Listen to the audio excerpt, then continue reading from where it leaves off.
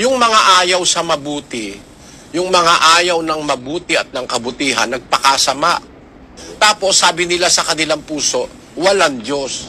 Saan ang galing yung paniniwalang walang Diyos? Yung ateista.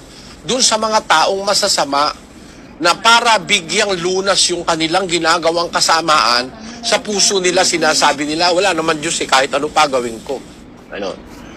Kaya yung ideya ng ateista, galing yon sa mga taong masasama, yung ayaw maniwala sa Diyos.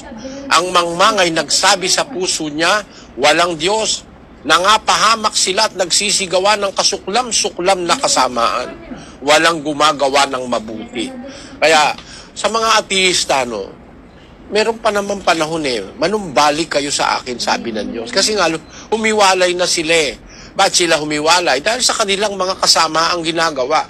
At para yung kanilang kasama ang ginagawa huwag nilang alalahanin na sila'y parurusahan doon.